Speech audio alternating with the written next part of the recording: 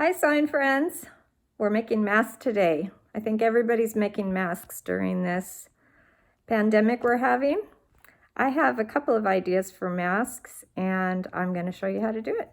The first mask we're going to make today is the one I was wearing. I used 2 pieces of fabric, 6 inches wide by 8 inches long.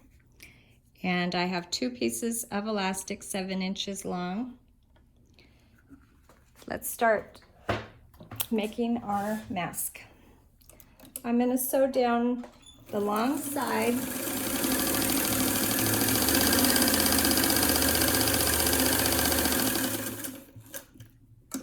go to the other side, and I'm just going to go 3 inches or so, do a little back stitch, leave an opening here, little back stitch, and then go to the end.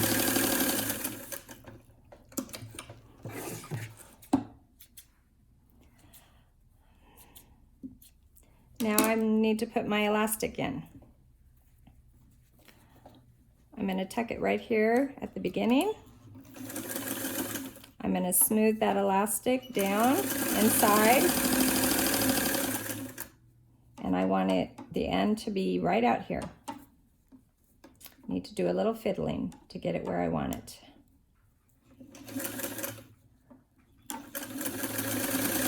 Okay, I think that's good enough, and I want a back stitch on that elastic. Do the same thing on the other side. Put my elastic in. Do a little back stitch. Smooth out that elastic. Not crucial, but it's nice if you don't have your elastic twisted around when you're wearing it. And the end of my elastic is right there. Back stitch. Turn it right side out.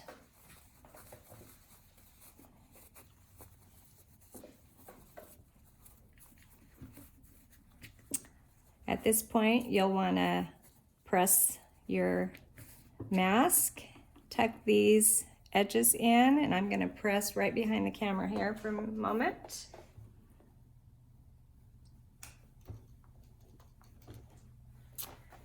And then I'm going to sew up that little opening, close it up.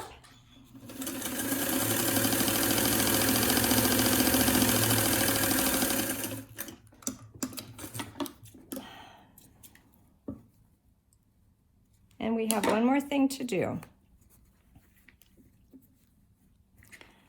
I'm going to make 2 tucks on each side, and it does not matter which way these tucks go, but you want them to be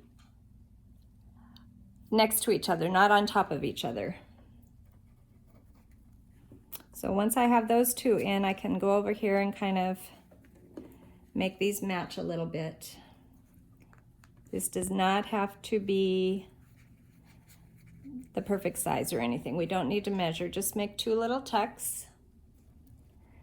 And I like to have my pins pointing out so that they can stay in there and help me out. I go over the elastic at the beginning, come down over that edge of the elastic inside there. I turn it around and I go over one more time. Make it a little more sturdy.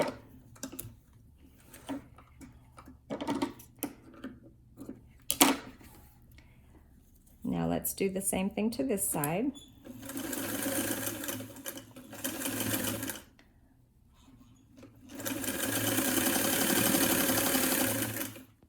Turn it around and go back over it to keep it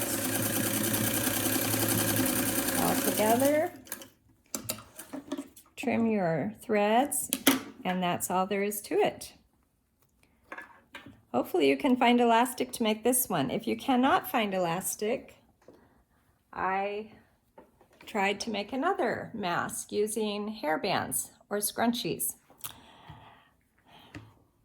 In this mask, I used, again, 2 pieces of fabric, 6 inches wide. This one though is 13 inches long.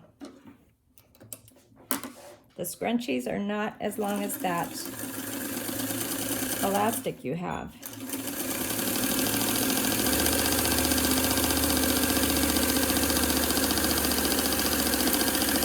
I'm sewing all the way to the end on each of those long sides.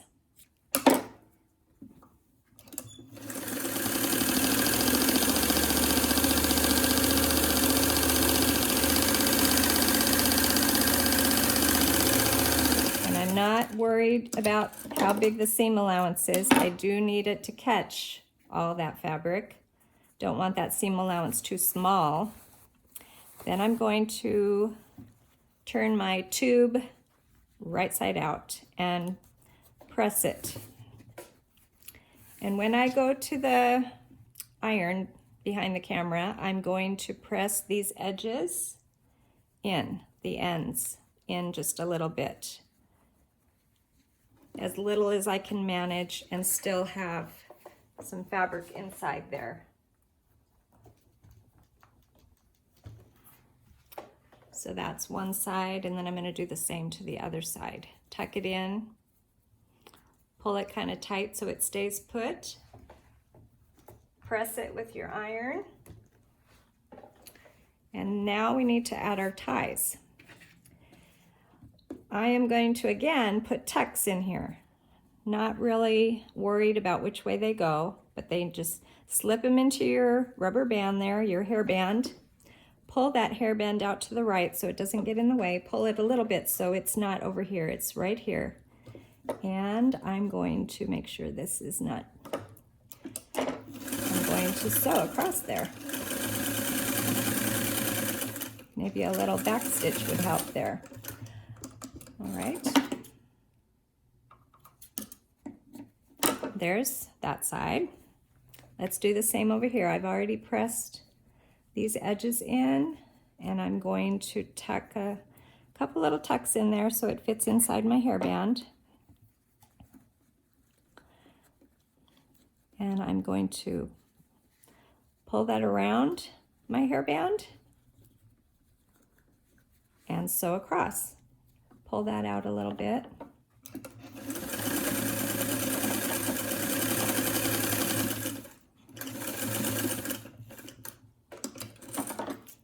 And there you have it. There's another face mask. Now, maybe you don't have ingredients. Maybe you don't have fabric. Use some ingenuity. Think outside the box. And while I was thinking outside the box, I remembered that I had some shirt cuffs that I had cut off of a shirt. So I put them together, added some elastic, and this is what I got. So I thought I would try real quick to make one with you. You might think of another item in your home that is not being used that you could turn into a mask. I have these shirt cuffs, and I want to get rid of that raw edge there. I'm gonna have to think about how we're gonna do this. I think what I would like to do is cover that one up like that with this one. Then I'll just have one raw edge. So I'm going to put these two together, sew straight across.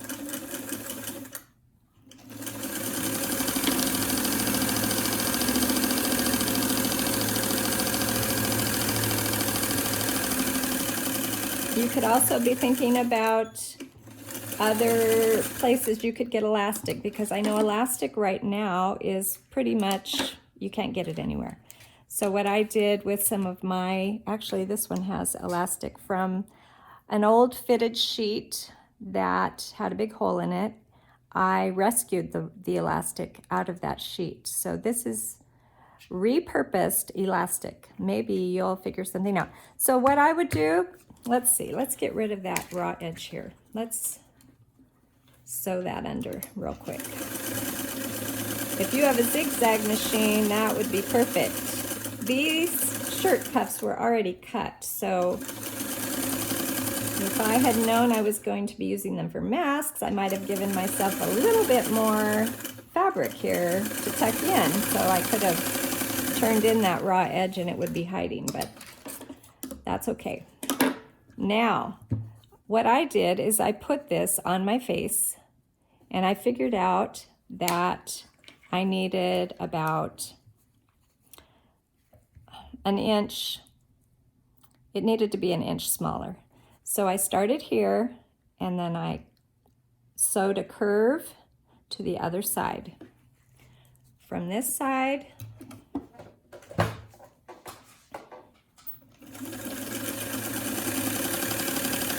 just a very gentle curve.